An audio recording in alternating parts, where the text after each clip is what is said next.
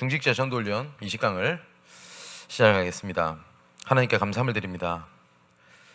구원받은 것도 감사한데 하나님의 구원 사역의 흐름 속에 있게 하시고 그 천명, 소명, 사명을 우리에게 주사 정복을 실현하는 한 해로 우리 인생을 이끌어 가시는 아버지 하나님을 찬양을 드립니다.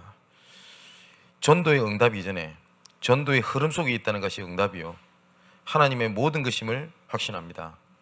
말씀을 통해서 지금도 우리를 세밀하게 인도하시고 역사하시는 하나님께서 오늘 주시는 말씀 속에 성경적인 복음, 전도, 기도를 찾는 시간 되게 하시고 오늘 주신 말씀이 현장에 성취되며 하나님의 능력으로 나타나신 바 되는 시간 되게 하여 주시옵소서. 인터넷으로 함께 지금 말씀을 듣는 모든 주의 백성들과 전도자들 현장 곳곳마다 시공간 초월의 능력으로 함께 하시며 말씀이 들어가는 곳곳마다 237의 빛이 비춰져 흑암, 혼돈, 공허가 무너지는 시간 되게 하여 주옵소서. 살아계신 예수 그리스도의 이름으로 기도합나이다. 아멘. 사도행전 2장 42절의 말씀 보니까 그들이 사도의 가르침을 받아 서로 교제하고 떡을 떼며 오로지 기도하기를 힘쓰니라 라고 되어 있습니다. 지금 우리가 지난주부터 5가지 기초에 대한 얘기를 우리가 말씀을 나누고 있습니다만은 조금 의미 있게 들으셔야 되겠고 좀 깊이 들으셔야 되겠고 아는 내용이 아니라 현장에서 확인하는 말씀으로 받아야 되겠습니다. 오늘은 두 번째로 팀사역에 대한 얘기를 좀 말씀을 드리겠습니다. 우리가 서론에서 조금 생각이 될 게 하나님께서 주시는 응답 중에서 최고 응답이 뭐라고 생각을 합니까? 경제? 아니면은 불치병이 낫는 거? 여러 가지가 있을 수 있겠죠. 아니면 내가 뭐 문제가 없이 편안하다. 뭐 다 맞겠습니다만은 만남만큼 최고의 축복은 없습니다. 내일 우리 렘넌트들에게 최고 응답을 주는 게 뭘까요? 좋은 대학을 가는 겁니까? 아닙니다. 우리 렘넌트들 삶 속에 만남 속에 전도자의 만남, 살리는 만남, 제자의 만남만큼 소중한 것은 없습니다. 바울이 성경에 나오는 여러 사람 중에서 최고의 축복을 받았다라고 할 수 있는데 하나님께서는 이 바울이 가는 곳곳마다 중요한 만남을 지역마다 제자들을 하나님께서 갖다 붙이셨거든요. 이 만남으로 하나님께서 시대를 움직인 겁니다. 바울이 세계복음화를 했다 이렇게 말할 수 있겠습니다만 더 정확한 것은 바울을 통하여 만남으로 하나님께서 세계복음화를 하신 겁니다. 바울 혼자 했던 것이 아니죠. 근데 이 부분에 대해서는 하나님의 사람이고 불신자들도 이 부분에 대해서는 의견이 없을 겁니다. 근데 참 신기한 게 수많은 믿는 사람들이 가장 확인하지 못하고 누리지 못하고 놓치고 있는 응답이 뭐냐? 이 만남입니다. 하나님이 계시고요. 그리고 제자라고 하는 것과 그리고 우리의 현장, 여기는 나도 포함이죠. 요 세 가지가 유기적으로 연결되어서 나타나는 것을 보고 전도운동이라고 얘기를 합니다. 하나님의 역사해야 되고요. 누굴 통해서 하시냐? 무리가 아니라 제자를 통해서. 다른 데서 하는 것이 아닙니다. 현장에서. 이 현장은 어디 다니는 게 아닙니다. 내 삶 속에서 이루어지는 겁니다. 그래서 조금만 그 하나님의 계획을 두고 현장을 넓게 보면 이런 만남의 응답들이 굉장히 널려 있습니다. 널려 있는데 그거를 거의 못 보고 있어요. 어쩔 때는 갈등이 있는 사람, 어쩔 때는 나랑 좀 안 맞다. 뭐 요새 말로 케미가 안 맞다. 이런 거 있죠. 그리고 이 사람이랑은 좀 나랑은 조금 너무 스타일이 반대다. 이렇게 포장되어 있는데 하나님의 중요한 만남이 있는 경우들 굉장히 많습니다. 우리가 서로 대화가 되고 통해서 하나가 되는 것은 그거는 투게더, 영어로 말하면 하는 거지 원리스를 얘기하는 것이 아닙니다. 우린 자꾸 원리스 하니까 함께하고 뭘 자꾸 모이고 열심히 하는 것을 원리스라 생각을 하는데 그걸 원리스라고 얘기하지 않거든요. 그죠? 하나님의 계획과 통하고요. 그 다음에 말씀이 통하고 기도가 통하는 겁니다. 그게 원리스거든요. 그래서 만남에 대한 축복만큼 소중한 축복은 없습니다. 그건 확실합니다. 그래서 한번 생각해 보십시오. 여기 우리 말씀을 듣는 여러분들 현장에 이런 중요한 바울과 같은 전도자, 그리고 디모데 같은 제자, 그리고 그런 전도자를 바탕이 되어줄 수 있는 이런 산업인들, 이런 사람들을 만나면 그 만남 속에서 하나님이 역사하시거든요. 그 만남 속에서. 그렇지 않습니까? 저는 아직 많이 부족합니다만은 그래도 지금까지 전도의 모든 것을 가치를 두고 살아올 수 있었던 하나님의 응답 중에 하나가 전도해가지고 응답이 일어났다, 치유받았다가 아닙니다. 뭐냐면 이런 만남들이었습니다. 가장 첫 번째는 아무것도 복음을 모르는 상황에서 예수가 그리스도가 되시고 십자가에서 모든 문제를 끝냈구나 라고 하는 말씀을 류광수 목사님 통해서 제가 그 만남을 통해서 지금까지 온 건 사실입니다. 그죠? 또 여러 가지 만남이 있었습니다. 제가 부교육자 때 너무너무 힘들었거든요. 부교육자 때 응답도 있지만 여러 가지가 많이 힘들었습니다. 그래서 낙담도 하고 좌절도 하고 이런 가운데 하나님 은혜죠. 어떤 목회자 한 분을 만난 겁니다. 근데 이분이 일명 우리가 유명하다거나 아니면 능력이 있다거나 그런 게 아니었어요. 뭐였냐면 그때 제가 섬기고 있던 담임 목사님이 저에 대한 배경이 되어주고 발판이 되어주셨어요. 어떻게 해주셨냐? 제가 전도하고 훈련 받는 것에 걸림돌이 되는 것을 이분이 다 막아주셨어요. 여러 가지 잡음이 생긴 것까지도 다 막아주셨어요. 근데 그분은 지금 목회를 안 하십니다. 그리고 여러 가지 또 교회도 무너지고 이런 게 있습니다. 근데 저는 개인적으로 그분에 대해서 욕하고 싶은 마음은 없습니다. 중요한 것은 뭐냐? 하나님께서 그분과 만남을 통해서 제게 전도에 대해 굉장히 배경이 되어주셨던 건 사실입니다. 그거는 부인할 수 없는 사실입니다. 그래서 지금도 종종 그분 생각이 나요. 그래서 가끔 가다가 이분을 좀 만났으면 좋겠다 이런 생각도 들고요. 그러다 보니까 몇 번 꿈도 꿨어요. 그분이랑 만나서 대화하고 이런 꿈도 꿨어요. 우리 사랑하는 성도 여러분, 만일에 여러분 인생에 내가 전도자의 만남이 있다, 그리고 전도 제자의 만남이 있다 라고 하면은 분명히 내 삶과 현장과 모든 것을 보는 눈이 달라졌을 겁니다. 그죠? 감사하게도 저는 지금까지 10년, 20년 넘게 친한 게 아니고요, 방향이 맞고 내용이 맞아서 같이 현장을 움직이는 이런 팀 구성의 동력자들이 있습니다. 한 달에 한 번 전화할까 말까, 만날까 말까거든요. 그런데 오랜만에 만나도 말씀이 통하고 방향이 통하고 내용이 통해요. 그죠? 저는 굳이 하나님께 하나를 딱 꽂으라고 하면 그런 전도자의 만남을 최고의 응답이라고 꽂을 수 있습니다. 자, 그렇다면 지금까지 내가 만난 만남 중에 나는 이상하게 만남이 어렵다, 나는 계속 교회마다 단체마다 조직마다 나는 이상하게 갈등이 생긴다 라고 얘기를 하면 두 가지를 보셔야 돼요. 가장 첫 번째는 내가 잘못 보고 있거나, 첫 번째는, 두 번째는 내가 만남의 축복에 대한 내용을 놓치고 있거나, 이렇게 보셔야 돼요. 그러면 우리가 교회가 원리세대야 된다라고 얘기를 할 때 교회가 갈등도 없고 전부 다 말이 맞고 이런 겁니까? 아니거든요. 부부가 원리세 잘 된다, 이거는 서로 싸우지도 않고 갈등도 안 되고 이걸 얘기합니까? 아니거든요. 너무 부부 사이가 좋아가지고 너무 너무 의견이 맞아가지고 망한 부부가 있습니다. 누구죠? 아나니아 삽비라입니다. 와가지고 하나님의 중요한 계획이 있는데 우리도 살 게 필요한데 우리 좀 챙겨놓자 이랬을 때는요, 대판 부부싸움 해야 돼요. 이래 미친 게 이러면서. 그게 하나님의 은혜입니다. 근데 그 말 듣고 맞거든, 사랑하거든, 아멘 그러자 망했어요. 그러면 제가 우리 장로님들한테 종종 하는 얘기 아닙니까? 우리 장로님이 물론 목회자 중심으로, 교회 중심으로, 말씀 중심으로 가야 되는 게 맞습니다. 근데 저는 꼭 말씀드리고 싶은 게, 제가 만일에 복음이 아닌 다른 것에 혹시 쏟거나 아니면 제가 그 부분을 못 보고 있거나 이 부분에 대해서 제재를 가하고 방향을 틀어주는 역할을 누가 해야 되냐? 장로님들이 하셔야 돼요. 그죠? 무조건 목회자 중심으로 가야 된다라고 해서 목회자가 복음이 아닌 것을 함께 하는 것이 맞습니까? 아니거든요. 그죠? 어떤 분들은 이렇게 교육하는 것도 맞습니다. 목회자가 도둑질을 시키면 틀려도 함께 하는 것이 제자다. 맞나요? 어디 성경이 그렇게 돼 있어요? 그게 제자라고 얘기를 하거든요. 그거 아닙니다. 그죠? 우리 장로님들 기억하십시오. 이거는 제가 목회사에게, 전도사에게 시시끈끌 태클 걸어라 이 말을 얘기하는 게 아니죠. 하나님 계획이 맞고 말씀이 맞다, 생명 같이 거는 겁니다.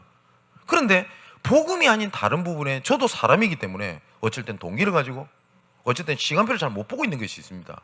그리고 다 보려고 하겠지만 내가 못 보고 있는 부분도 있습니다. 그럼 그 부분 얘기하고 함께 조율하고 갱신하고 나가는 게 만남의 축복입니다. 그죠? 자, 그러면 팀 사역이라는 것이 뭐냐 할 때 내가 이 세 가지 흐름 속에 있는 사람이고 이 흐름 속에 같이 할 사람을 만나는 겁니다. 이걸 보고 팀 사역이라고 얘기를 합니다. 우리 자녀에게 가장 큰 축복이 뭘까요? 우리 자녀에게 좋은 직장을 연결해 주는 겁니까? 아니면 재산을 물려주는 겁니까? 아니면 물론 뭐 올바른 그 학위를 따게 하고 공부 배경이 되어주는 것도 좀 중요한 일이겠죠. 그런데요, 그런 자녀들이 세상을 살아가면서 이상한 놈 하나 만나버리면 그 인생 끝나버립니다. 이거는 부모가 어떻게 할 수 없거든요. 그잖아요. 근데 우리 자녀가 조금 무너지는 것 같고 문제가 많은 것 같고 어쩔 때는 위기 가운데로 가는 것 같은데 중요한 만남을 딱 만났어요. 노예인데 도둑질까지 했네. 그래, 감옥을 간 겁니다. 근데 그 감옥에서 누구를 만나냐? 바울을 만나요. 누구죠? 오네시모입니다. 하나님께서 오네시모 인생을 축복하셨습니다. 자, 이번 주에도 좀 말씀드리겠습니다만은 모세가 가장 어려운 시기를 만납니다. 어디죠? 미디안 광야입니다. 그래서 어느 정도까지 모세가 넘어지고 자빠지고 좌절하고 힘이 다 빠졌냐? 모세가 갖고 들었던 언약을 드디어 하나님께서 실현시키는 그때가 온 겁니다. 호레산 떨기나무에서 넌 바로 앞에 가라. 그때 모세가 뭐라고 얘기를 합니까? 내가 누구간데 바로 앞에 가며 그들이 하나님이 나를 보낸 걸 어떻게 믿겠습니까? 라고 얘기를 합니다. 근데 그 미디안 광야 때 이 말씀을 이해하고 붙잡을 수 있고 할 수 있는 중요한 만남이 일어나게 됩니다. 모세에게. 누구지요? 미디안의 제사장이었던 이드로 장로입니다. 그래서 이드로 장로의 딸이랑 결혼하게 되고요. 일평생 팀이 딱 돼버립니다. 얼마나 감사할 일입니까? 그죠? 이런 만남의 축복이 여러분과 여러분 직장 현장과 지역과 우리 후대들에게 있게 되기를 주님의 이름으로 축원을 드립니다. 그래서 이런 만남 속에서 우리가 해야 될 일을 팀 사역이라고 얘기를 하는데 이 팀 사역에서 반드시 찾아내야 될 네 가지가 오늘 본문입니다. 뭐라고 돼 있죠? 사도행전 2장 42절에 보니까 그들이 사도의 가르침을 받아 라고 돼 있습니다. 우리가 만남을 통해서 반드시 전달되고 간접적이든 직접적이든 전달이 되고 나눠져야 될 것이 뭐냐면 말씀입니다.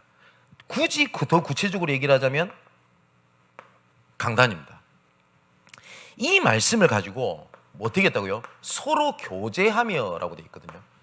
이 말은 친하게 사귄다는 말이 아니지 않습니까? 교제했다라고 하는 것은 이 말씀이 삶 속에 적용될 수 있도록 서로 기대해주고 배경이 되어주고 얘기해주고 했다는 얘기거든요. 우리 사랑하는 성도 여러분, 우리 사역자 여러분, 생각 외로요. 우리 세 가족들 중에서 말씀을 진짜 흐름을 타고 있는 사역자들이 있습니다. 이런 세 가족들이. 근데 이런 사람들이 눈에 보이지 않는 갈등을 하고 질문을 하고 하는 것들이 있어요. 그게 뭐냐면 말씀을 붙잡는다는 말이 뭡니까? 이 질문입니다. 두 번째, 말씀을 흐름을 탄다는 게 뭡니까? 라고 물어봅니다. 근데 이 부분을 강단에서 설명하고 하는 것이 사실상 어쩌면 솔직히 어렵거든요. 그래서 이것이 가능한 것이 뭐냐? 이를 서로 교제하며. 그러면 똑같은 말씀을 들었는데 각 사람들마다 이 사람은 이 말씀 이렇게 붙잡히고 하는 게 인도를 받는구나. 말씀은 이렇게 붙잡는 거구나. 라고 하는 게 눈에 보이지 않는 원리스가 딱 형성이 돼버립니다. 이게 눈에 보이지 않는 시스템이거든요. 그래 놓고 또 세 번째 뭐라고 돼 있죠? 떡을 떼며. 이거는 성찬을 말하기도 하고 애찬을 얘기를 하는 거죠. 네 번째 뭐라고 돼요? 서로 기도하기를 힘쓰니라. 이게 만남을 통해서 팀 사역을 통해서 반드시 전달돼야 될 네 가지입니다. 그런데 이것들은 아마 우리 중직자분들을 중심해서 사역자들이 이거 알고 있을 겁니다. 그런데 참고를 좀 해야 되겠습니다. 어떤 참고를 해야 될 거냐? 주의해야 될 게 있어요. 이런 팀 사역을 하면서 뭘 해야 되냐면, 뭘 조심해야 되냐면, 자칫 잘못하면 우리 팀사에 가는 것이 이거를 못 넘어서요. 육신이로. 우리가 같이 신세 한탄을 하고 얘기를 들어주고, 그리고 그러면 위로가 됩니다. 가슴이 시원하고 뭔가 카타르시스를 느끼는 것 같고, 또 이상하게 친해진 것 같아요, 저 사람한테. 그죠? 어쩌면 이 사람이 내한테 말씀을 얘기해 주는 게 아닌데 그냥 들어주는 것만 도 기분이 편하단 말이에요. 근데 그게 답을 얻는 게 아니거든요. 이게 왜 위험하냐면 그 위로를 계속 육신적인 위로를 받게 되면 이 사람은 말씀을 통해서 답을 찾는 것보다 위로 쪽으로 계속 갑니다. 그래서 항상 내가 내 얘기를 들어줘야 되고, 근데 이 부분에 대해서 이런 사람이 없으면 나는 혼자인 것 같고 계속 이렇게 간단 말이에요. 근데 우리가 상상 외로요, 육신 위로에 굉장히 적응이 돼 있어요. 여러분 제가 혹시 이 말씀이 이해되실지 모르겠는데, 그 남자하고 여자하고 대화가 잘 안 되는 이유가 있거든요. 그게 뭐냐면, 여자들은 대화라는 이유가 공감을 해주기를 원해요. 맞죠? 근데 남자들은 공감이 아니라 그게 된 해답, 그게 된 사실적인 내용을 대화를 합니다. 그냥 남녀가 대화가 안 돼요. 그래서 만일에 여자친구나 아니면 아내가 무슨 얘기를 하면 남자는 그거는 당신 이 부분 잘못한 것 같고 이 부분 이러면 될 것 같고 이러면 화를 버럭 냅니다. 왜냐면 왜 내 말 안 들어주냐 이럽니다. 아니 다 들어주고 있는데. 그죠? 그렇게 된단 말이에요. 그런데 그런 위로 공감이 틀렸다는 얘기가 아니에요. 왜 제가 그 얘기를 드리냐면, 공감이 말씀보다 앞섭니까? 아니면 내가 공감이 안 돼도 말씀이 맞으면 맞는 거 아닙니까? 그렇지 않나요? 근데 우린 자칫 잘못하면 요게 굉장히 익숙해져 있어요. 그러다 보니까 우린 팀사역을 한다 이러다 보니까 어떤 사람 주위에 사람이 딱 많아요. 봤더니 내 말 들어주거든. 그죠? 오히려 막 누가 막 뭐 부모님이나 아니면 남편 욕을 하는데 같이 막 에이 진짜 쓰레기냐 이러면서 욕해줘 버리면 뭔지 모르게 시원한 겁니다, 사이다. 그런데 옆에 있는 사람이 그게 아닐 수도 있다, 생각을 한번 해보자, 그 사람도 그런 게 아닐 수도 있다 이러면 오히려 기분 나쁜 거예요. 맞는 말을 하더라도. 무슨 말인지 이해되십니까? 팀 사역이 자칫 잘못하면 그렇게 딱 돼요. 또 팀 사역을 할 때 또 조심해야 될 게, 주의해야 될 게 두 번째가 있습니다. 그게 뭐냐면, 내가 가지고 있는 수준, 기준, 혹은 내가 했다라고 하는 체험 이런 거 있죠. 이런 거. 아니면 내가 그런 일 당해봤는데, 요새 말로 말하면 라떼는 말이야, 경험. 이것이 말씀보다 앞서면 안 돼요. 무슨 말인지 아시겠죠? 하나님께서 기도 응답을 하실 때 나에게 주신 응답이 있습니다. 그죠? 주관적인 응답입니다. 이걸 객관화시키면 안 돼요. 쉽게 말하면 이겁니다. 무속인 집에 가서 복음을 전하면 뭔지 모르게 어깨를 확 누르는 느낌이 든대요. 그런 느낌 들 수 있겠죠. 영적인 싸움이니까.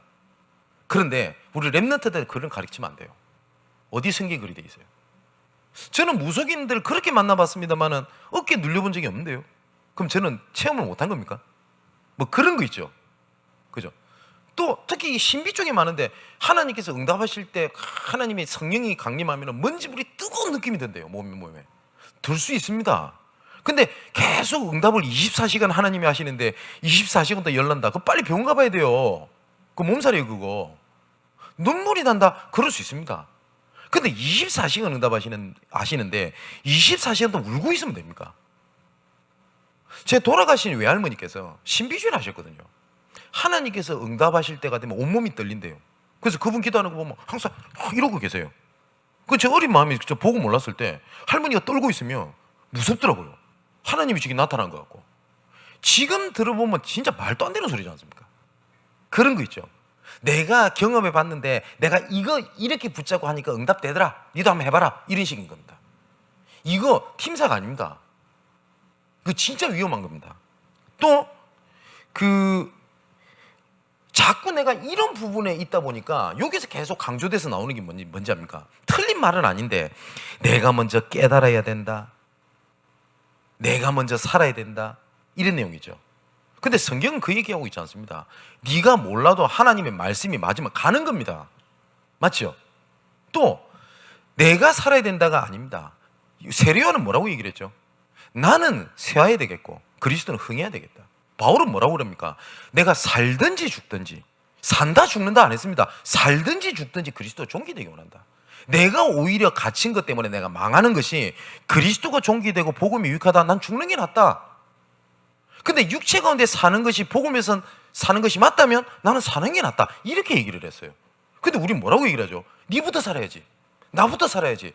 틀린 말은 아닌데 이런 것들이 딱 들어가면 어떻게 되냐?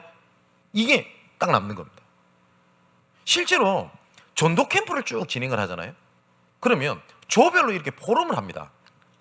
그럴 때 조장이 포럼 진행을 하니까 이 조장이 얼마만큼 이 중간사역자가 중요하냐면 어떤 부분을 전달했느냐에 따라서 그 팀이 말씀의 인도를 받냐 아니면 다른 인도를 받냐 거의 결정됩니다. 분명히 말씀 받았잖아요. 근데 조장이 이렇게 얘기를 한 거예요. 현장 가기 전에 뭐냐고 했냐? 편안하게 다녀오세요. 편안하게 현장 다녀오라는 말 틀린 말 아닙니다. 맞죠? 현장을 두려운 마음으로 갑니까? 긴장하지 말고 편안히 누리다 오세요. 이 말이 말씀보다 딱 앞서가지고 딱 들어간 거예요. 그러면 그 조들이 딱 와가지고 다 포럼만 뭐라고 포럼하는지 압니까? 말씀과 상관없어요. 편안하게 갔다 왔습니다. 이렇게 얘기를 해요. 이게 팀사역이 그렇게 무서운 거예요. 또 뭐가 있냐면 우리 교회는 그런 분은 안 보입니다. 자기 계획에 따른 제자운동을 해요. 이거 굳이 따지면 제자운동이 아니죠. 똘마니를 만듭니다. 나를 벗어나서는 못하게 만들어요. 나만 있어야 돼요. 내 얘기를 들어야 돼요. 혹시 다른 중직자나 다른 사람 통해서 얘기를 하면 그게 좀 섭섭한 거예요. 그래서 거기서 조금 은혜 받았다 이러면은 이런 사람 진짜 많습니다. 내가 이런 말 하면 안 되는데 저 사람 진짜 복음 아니야 이러면서 자기 얘기가 자기가 복음인 것처럼 이렇게 하는 사람들 되게 많습니다. 그죠? 우리는 나를 통해서 전도 제자를 세우되 누구 방향으로 보게 만드냐? 그리스도를 바라보게 만드는 겁니다. 또한 교회 중심으로 가게 만들고 강단의 말씀 중심으로 가게 만들어야 돼요. 그래서 팀 사이에서 제일 중요한 게 이 네 가지를 전달하되 이거는 반드시 기억하셔야 돼요. 주의사항. 자, 그렇다면 본론입니다. 아까 말씀드렸던 것처럼 팀이 어떻게 구성되는 만남에 따라서 하나님께서 응답의 역사를 어떻게 이끌어 가신지를 간단하게 보겠습니다. 사도행전 11장 19절을 보니까 분명히 이렇게 되어 있습니다. 스데반의 환난으로 인하여 흩어진 자들이 이렇게 되어 있거든요. 그러면 스데반의 죽음과 스데반의 환난 때문에 굉장히 당황스럽고 혼란스러울 것인데 여기에 하나님께서 어떤 사람을 했냐? 그거하고 상관없이 안디옥 교회가 세워지는 만남을 딱 하나님께서 구성케 합니다. 이 응답이 어디로 연결이 되죠? 13장 1절에 보니까 세계 최초로 지구상에 처음으로 선교라는 문을 하나님이 열어버립니다. 이런 만남이 있습니다. 난 직장에서 너무 어렵습니다. 직장에서 날 어렵게 합니다. 이거하고 상관없이 이런 팀들이 있어요. 자, 바울이 이 안디옥 교회에서 이 팀 구성에 대한 응답을 직접적이든 간접적이든 봤습니다. 맞죠? 그래서 바울이 14장에 보면 루스드라라는 지역을 들어갑니다. 근데 여기서 우리 말씀을 아시니까 이 루스드라에 바울이 돌에 맞아서 반쯤 죽습니다. 그래서 주변 사람들이 그 돌에 친 사람들이 바울 죽은 줄 알고 성문 바깥에 번져요. 근데 바울이 죽은 게 아니었거든요.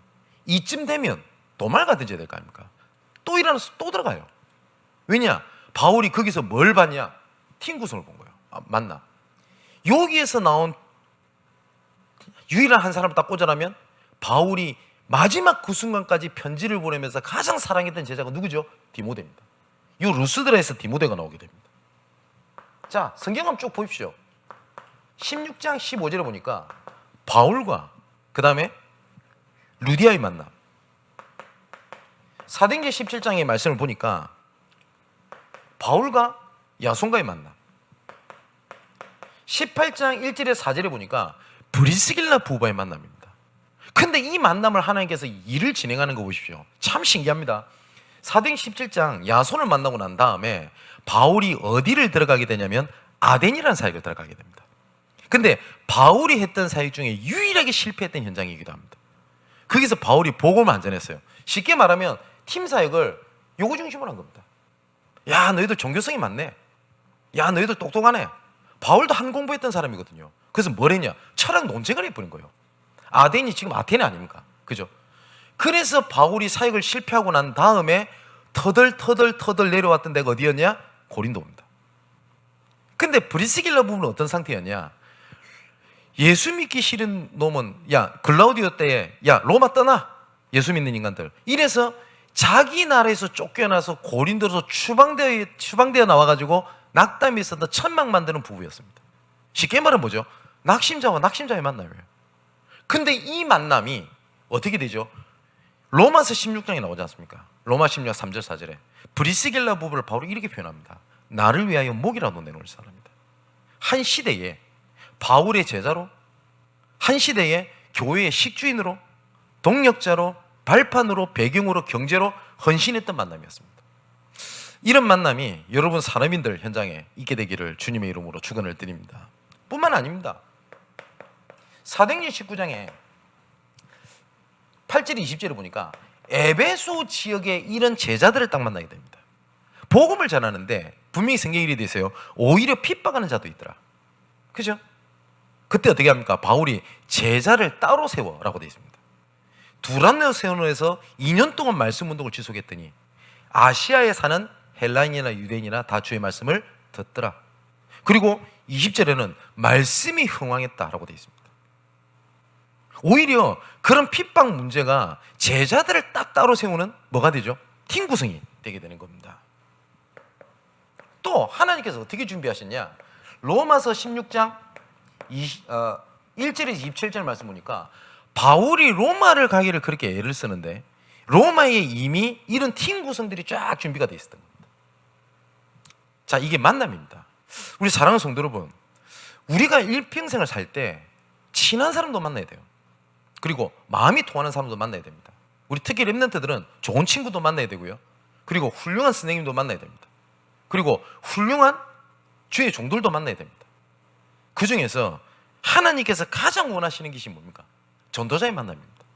그래서 팀 사역을 굳이 나중에 좀 설명드리겠습니다만은 만남을 통하여 복음이 확산이 딱 되는 겁니다. 그 전에는 오늘 그 안디옥 교회에서 안디옥에서 본격적으로 했던 게 이 팀 구성이거든요. 이전에는 이 초대교회가 예루살렘과 온 유대 이걸 못 넘어서요. 왜 못 넘어서냐? 유대인 중심으로 되어 있었거든요. 근데 희한하죠? 여기 팀 구성이 사도행전 13장 1절에 팀 구성이 되고 난 이후에 이 응답들이요, 예루살렘 온 유대를 넘어서 가지고 이제 사마리아 땅끝까지 계속 전달이 되기 시작하는 겁니다. 그래서 내가 누구를 만나냐에 따라서 미국을 얻을 수도 있습니다. 그렇지 않습니까? 우리 교회가 우리 필리핀에 하면 이멜다 선교사님이라든지 아니면 우리 러시아권의 그 이리나 선교사님이라든지 우리 미국에 있는 이원규 선교사님이라든지 우리가 기도하고 있는 중국의 고소비 선교사님이라든지 이런 분들 중에 만일에 우리가 고소비 선교사님을 도왔어. 근데 정말 공산주의로 핍박받는 그 중국에 그런 공안들 중에 굉장히 정말 중요한 이런 재무 관련된 일이라든지 이런 사람이 예수 믿고 돌아와 버렸어요. 그럼 우리 교회가 중국을 파고 들어갈 수 있는 확산이 됩니다. 맞죠? 그러면 잘 보십시오. 교회 안에 우리 랩런트들, 우리 청년들, 성도들과의 만남이 보통 만남이 아니에요. 이걸 보면 교회 안에 세계가 있어요. 근데 이걸 못 보면 교회 안에는 문제 갈등만 있어요. 이것도 안 되고 저것도 안 되고 이것도 막는 것 같고 저것도 막는 것 같고 그렇지 않다니까요. 그래서 팀 사역의 중요한 키는 확산입니다. 뭘 만나서 싸부작 하는 것도 맞겠습니다만은 그 뒤에 배경은 뭐가 있냐? 확산이라는 게 있단 말이에요. 그래서 이 팀 사역의 팀 구성의 형태를 몇 가지를 굳이 설명을 드리자면 제일 중요한 게 뭐냐면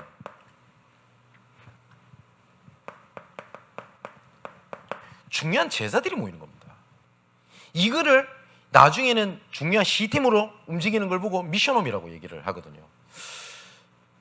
우리 양문교회 내에 눈에 보이게 보이지 않게 전도운동 속에, 그리고 이런 시스템 속에 있는 사람들이 있거든요. 이런 사람들이 모여서 기도 제목도 나누고 현장에 대해서 포럼도 하고 나누고, 그러면 우리 교회 눈에 보이지 않게 비고 버려져 있고 방치된 현장을 우리 장로님들이 살려야 되겠다라고 생각을 할 때 우리 장로님들이 그걸 다 볼 수 있나요? 못 봅니다. 그죠? 10길 물속은 알아도 한길 사람 속을 모르는데 우리가 어떻게 그걸 합니까? 그죠? 근데 이런 만남들을 이 4가지 방향으로 있다 보면, 야, 내가 이 부분에서 내가 필요한 부분을 해야 되겠다, 아니면 이 현장을 누구를 조금 세워야 되겠다. 근데 우리 교회 내에 그런 일꾼들이 없어요.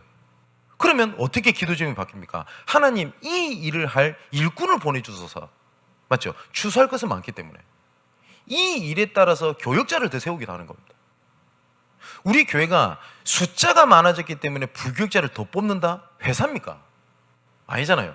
그럼 우리 교회가 숫자가 적든 많든 현장의 문이 열리는 것에 따라서 필요하다면 교역자들 10명, 20명, 100명을 불러드릴 수도 있어야 돼요. 그게 하나님의 계획이 아닙니까? 그죠?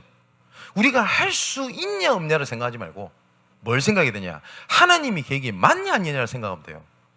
우리 장로님들, 우리 중직자분들이 같이 고민해야 될 게 많을 겁니다. 어쩔 때는 우리가 교회를 확장을 해야 된다, 아니면 우리 RUTC를 세워야 된다, 아니면 후대를 위해서 뭘 해야 된다, 선교제를 위해서 우리가 뭘 해야 된다 할 때 우리 딱 가장 먼저 부딪힐 게 그거거든요. 우리가 능력이 있냐 없냐는 겁니다.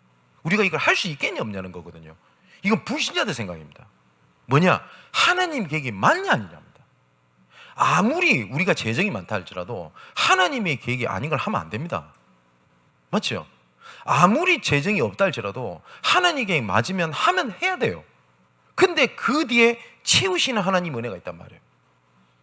이것들을 계속 확인하려고 하면 이런 제자들이 팀사역이 필요합니다. 또 전도를 두고 팀사역을 하는 겁니다. 이걸 보고 전도팀사역, 현장정도팀사역이라고 하는데, 쉽게 말하면 그겁니다. 제가 이 앞에 도성이가 있는데 도성이를 제가 붙잡고 10년 동안 붙잡고 계속 전도 얘기하고 복음 얘기하는 것도 필요하겠죠. 근데 그거보다 더 중요한 학사는 뭡니까? 내가 이 친구한테 현장에 가서 사역을 하면서 어떤 사람을 만나게 해주놓고, 그죠? 그 사람과 관련된 현장을 또 들어가는 겁니다. 그러면 한 사람 뒤에 1개, 2개 숫자를 설명할 수 없겠습니다만은 확산들이 계속 되어지거든요. 그래서 전도의 눈으로 전도를 두고 이 사람을 만나고 돕고 이렇게 하는 겁니다. 어쩔 때는 우리 렘넌트를 돕는 것이 굉장히 장기간으로 도울 수도 있어요. 만약 유초등부 애들 중에 어떤 애를 한 애를 정말 전략적으로 한 분야를 놓고 10년, 20년 후원할 수도 있습니다. 근데 이걸 제일 못하는 데가 어디냐? 교회가 못해요. 제가 몇 번 말씀 안 드렸습니까? 그 연예인 중에서 유명한 애 있죠, 박보검. 얘는 예수 중심 교회라고 하는 2단 교회에 전략적으로 문화 현장에 집어넣은 애입니다. 얘는 예수 중심 교회 진짜 애들 핵심 멤버거든요. 근데 실제로 예수 중심 교회 박보검이 이렇게 있다라고 이런 것 때문에 그 교회 수많은 청소년들이 그 영향을 받습니다. 그럼 얘를 어릴 때부터 그렇게 키운 거예요.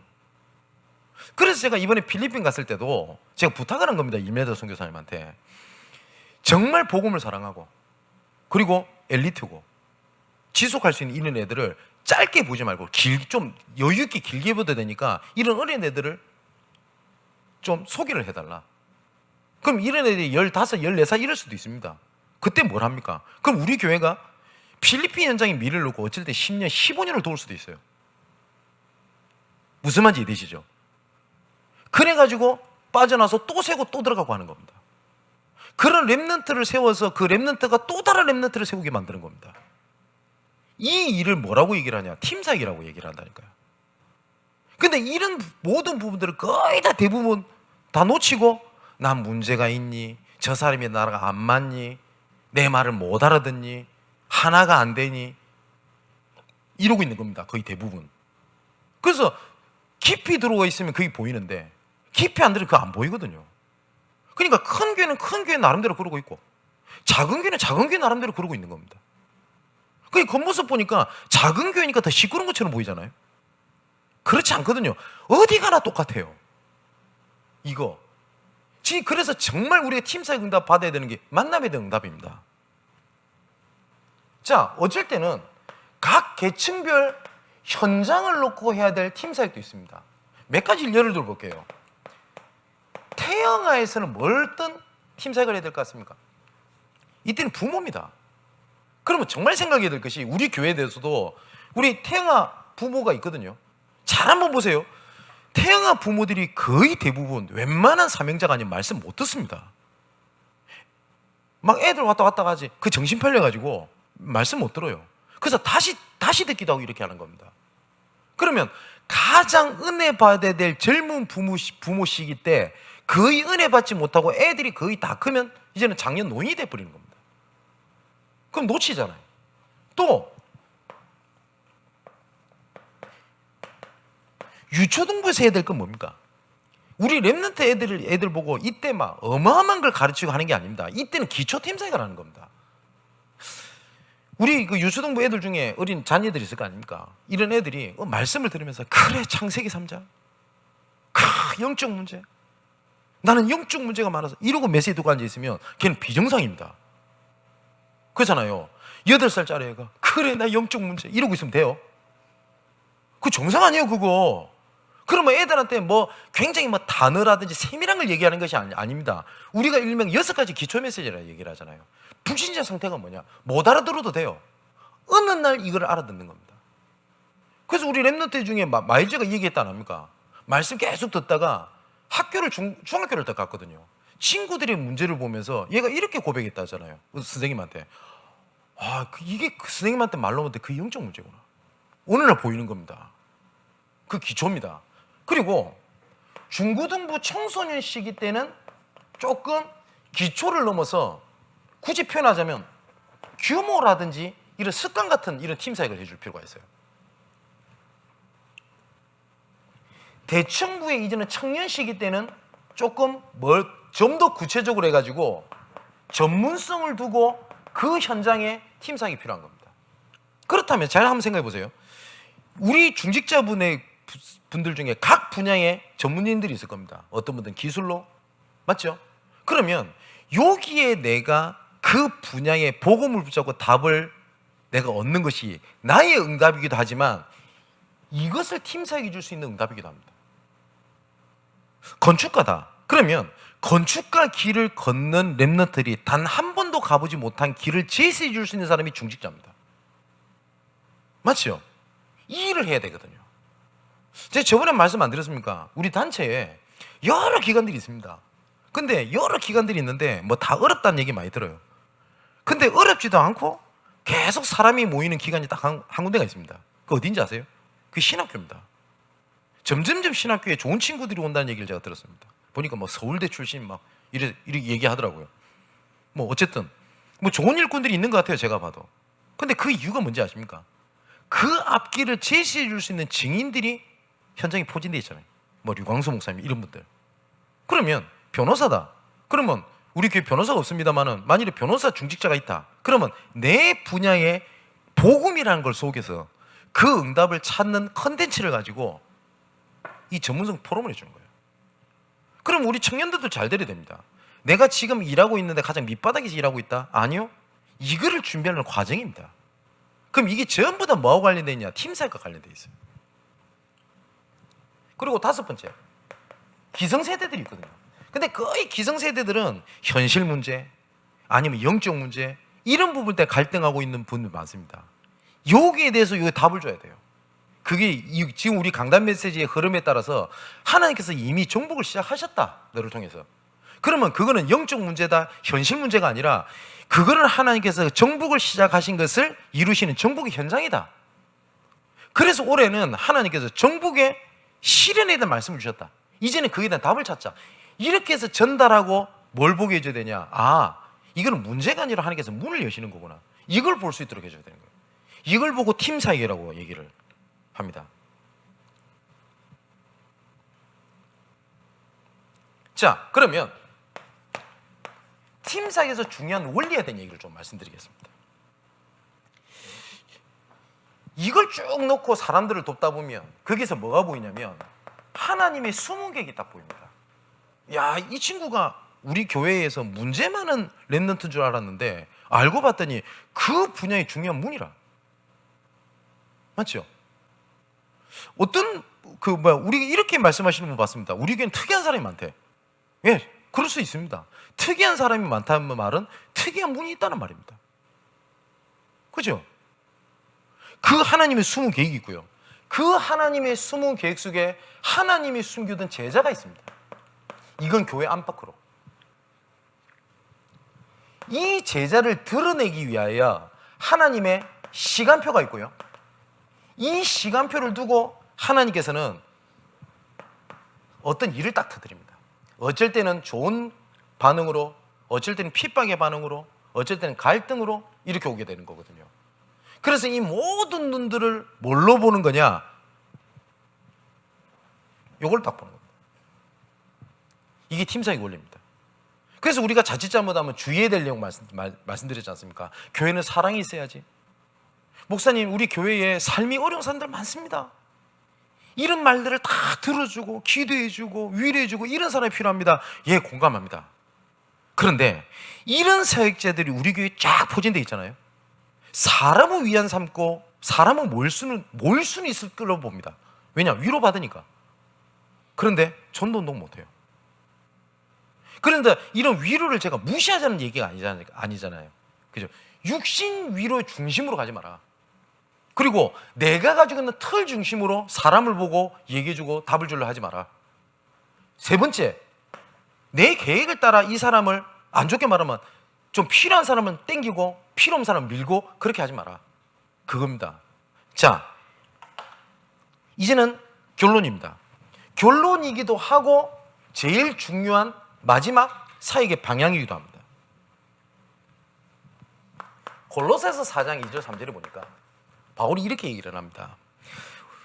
우리를 계속하고 기도에 감사함으로 깨어있으라. 또한 우리를 위하여 기도하되 하나님이 전도할 문을 우리에게 열어주사라고 되어 있거든요. 여기 보니까 전도할 문 이렇게 되어 있습니다. 근데 이 전도할 문을 위해서 하나님께서 어떻게 하셨냐? 내가 이 일 때문에 매임을 당하였노라. 이게 바울의 고백입니다. 전도할 문을 열어달라고 기도해달라. 자기 일을 위해서 중보 기도해달라. 내가 이 일 때문에 문제를 당했다. 이렇게 봅니다. 그러니까 제가 광화문에서도 좀 말씀드렸고 이번 주일에도 말씀드렸습니다만은 이스라엘 백성들의 문제를 크게 몇 가지로 볼 수 있거든요. 노예, 전쟁, 포로, 속국, 그리고 유리방황하게 됩니다. 흩어진 자들이죠. 이게 크게 5가지거든요. 이것이 재앙입니까? 그 말도 맞아요. 왜냐? 복음 놓쳐서 온 재앙이잖아요. 그런데 이게 237가도 연결됩니다. 둘 다 맞아요. 그런데 전도자의 눈은 어디에 가 있어야 되냐? 요거에 가 있는 겁니다. 대부분은 요렇게 딱 잡습니다. 자, 보세요. 똑같이 이겁니다. 내가 복음 몰라서 내가 과거에 내가 이렇게 고난을 당하고 문제가 있었구나. 그거 아는 것도 다행입니다. 근데 전도자는 어떻게 보는지 압니까? 그런데 하나님께서 그것을 가지고 복음에 대한 컨텐츠 플랫폼을 하나님 준비하신 거구나. 내가 이 분야에 내가 이제는 생을 걸어야 되겠다. 이렇게 나오는 거예요. 똑같은 겁니다. 재앙이냐? 예, 맞습니다. 하지만 237입니다. 그렇다면 우리에게 전도의 문을 열기 위해서 하나님께서는 노예, 전쟁, 포로, 속국, 유리방황하게 하셨단 말이에요. 바울도 이 속에 있었던 겁니다. 왜냐? 핍박을 당하고 어려움을 당해서 어디를 가요? 감옥을 가요.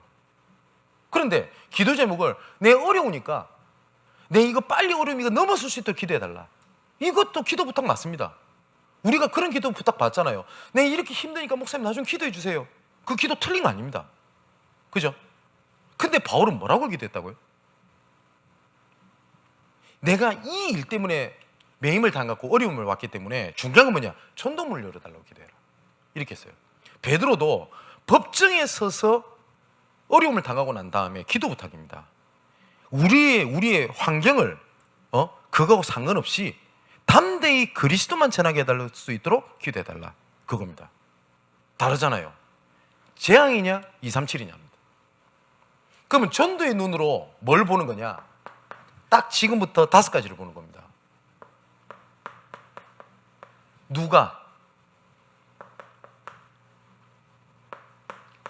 누구를 통하여 하나님의 계획을 파고 들어갈 건가? 여기에 내가 우리 예를 드는 겁니다. 누구 랩넌트를 통해서. 그러면 어디가 지역이 결정됩니다. 어디를 파고 들어가야 될 건가? 어쩔 때는 학교로, 어쩔 때는 가정으로, 친구로, 아니면 문화로, 아니면 업속으로, 아니면 전문성 속으로. 그러면 여기서 네 번째 뭐가 나오냐? 어떤 형태로 파고 들어갈 건가? 그죠? 그러면 랩넌트, 초등학교 랩넌트가 통해서 파고 들어가는 거랑 우리 장로님을 배경으로 해서 파고 들어가는 건 달라요. 맞죠? 그러면 우리 랩넌트들을 모일 수 있는 구심점을 잡기 위해서 간식을 준비하면 됩니다. 그럼 애들 옵니다. 그죠? 근데 장로님 중심으로 저 전문성 있는 고급 공무원들 모이는데 간식 준비하고 그러면 됩니까? 그죠? 그러니까 내가 어떻게 해야 되냐? 어디를 갈 거냐? 이 고민은 많이 합니다. 그죠? 그 질문 많이 받습니다. 내가 지금 상황이 이런데 어떻게 전도해야 됩니까? 그리고 어떤 형태로 전도해야 됩니까? 내가 어디를 가야 됩니까? 그것보다 중요한 키는 누구를 통해서 파고 들어갈 겁니다. 자, 성경 예를 들어 볼게요. 바울이 디모데를 통해서 만났던 사람이 누구죠? 루디아입니다. 그래서 어디를 파고 들어가냐? 루디아의 가정을 파고 들어가는 겁니다. 그럼 거기서 어떤 형태로 파고 들어갈 거냐? 5번째가 나오는 것이 뭐냐면 여기서 어떠한 내용을 가지고 지속할 거냐? 이걸 시스템이라고 그러죠. 이건 걱정 안 해도 됩니다. 예수님 말씀하셨습니다. 보혜사 성령을 너에게 보내주사 너희가 말할 것까지도 내가 생각나게 하시겠다. 이런 질문 많이 받습니다. 중요한 응답을 받고 난 다음에 질문합니다. 목사님 이런 사람 만났는데 어떤 메시지를 주며 어떻게 내가 이제 지속하면 되겠습니까? 그거 혹시 우리 사역자들 질문 받으면요 너무 그거에 대해서 주려고 고민 안 해도 돼요. 그럼 저도 모를 때 있습니다. 저도 사람인데 그럼 꼭 해주는 얘기 있습니다. 하나님께서 원하시는 현장, 하나님께서 원하시는 것에 하나님 문을 여셨다면 살아계신 하나님께서 반드시 강단을 통해서든 훈련을 통해서든 기도 수첩을 통해서든 아니면 묵상 속에서든 하나님 답을 주시게 돼 있다. 왜냐? 하나님은 절대 손해보이는 분이 아닙니다. 어떤 내용을 갖고 할 것인가 이 고민도 할 이유가 없어요. 그러면 이 질문이 거의 대부분 전도를 두고 하는 질문이 요 3가지일 겁니다. 그죠? 근데 이거보다 근본은 누구냐? 누가 누굴 통해 파고 들어갈 거냐? 그겁니다. 그러면 우리 랩넌트 교사들이 있다. 그러면 우리 랩넌트들이 현장을 두고 우리 교사분들이 내가 현장을 들어가야 되겠다. 그러면 처음에는 문을 보기 위해서 쭉 학교를 순회할 수 있겠죠. 눈에 띄는 사람이 있을 수 있습니다. 또 알아듣는 애들이 있을 수 있어요. 그러면 얘를 통해서 파고 들어가야 되겠다. 이래 돼야 돼요. 그죠? 제가 KBS를 들어갈 때 KBS 복음화를 위하여 내가 지금부터 전도지를 들고 KBS를 배회를 하며 내가 복음 전하겠다. 이러면 반드시 문제 생깁니다. 그죠? 그러면 기도하고 있는 겁니다. 그럼 KBS 안에 누구를 통해서 파고 들어갈 거냐? 그 사람을 찾는 거예요. 이게 어쩔 때는 1년이 걸릴 수도 있고 2년이 걸릴 수도 있습니다. 어쨌든 10년이 걸릴 수도 있어요. 상관없어요. 이것을 찾아내는 걸 보고 예비 캠프라고 하거든요. 이것이 바울은 그래서 이것이 준비되지 않으면 현장에 들어가지 않았고 이것이 준비되지 않으면 현장을 빠져나오지 않았어요. 누구를 통해서 들어갈 거냐? 그게 키입니다. 그래 놓으면 어디를 가야 될지가 나와요. 그리고 어떤 형태로 들어가야 될지가 나와요. 자, 한 가지 그럼 간증을 한번 해보겠습니다. 이거 몇 번 제가 드렸는데 저쪽에 그 은평구 맞나 거기도? 은평구에 신사동이라는 데가 있어요. 강남 신사 말고 정산동, 신사동 말고요.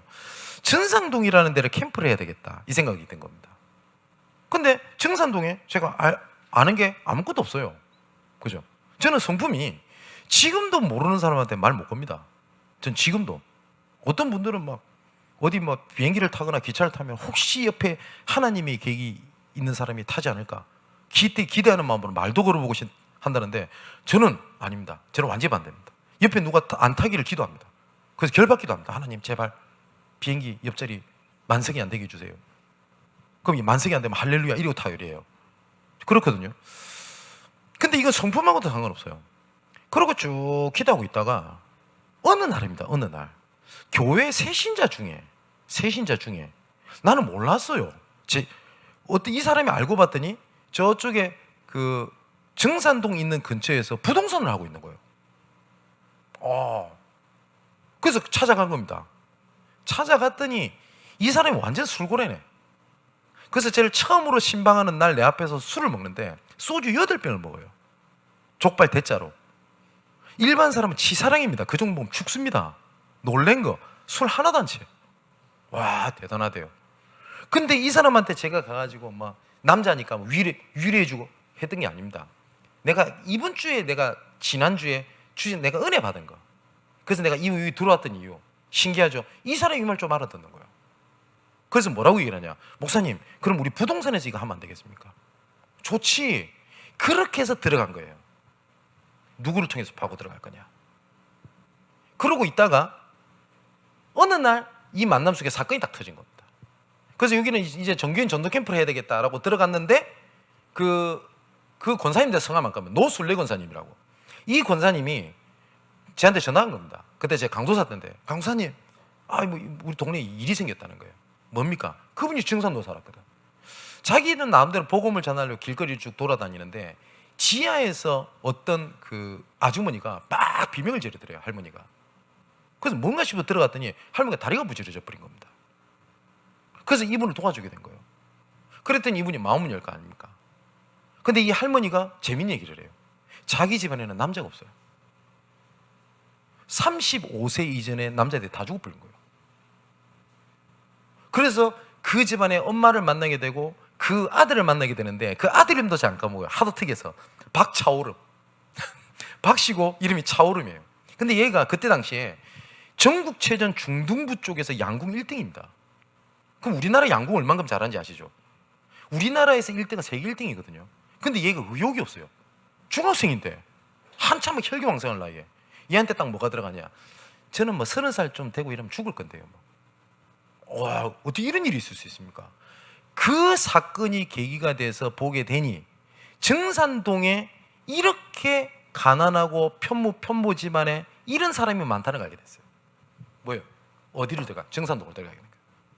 그랬더니 어떤 힌트로 들어갑니까? 이런 애들이 거의 대부분 방치되어 있네. 근데 그쪽에 교회가 없어요. 이건 무조건 지기를 들어가야 되는 게 하는 계획이 맞다. 그럼 얘들을 불러내야 될 거 아닙니까? 근데 문 두드려가면서 나와봐. 교회에서 왔다. 안 열어줍니다.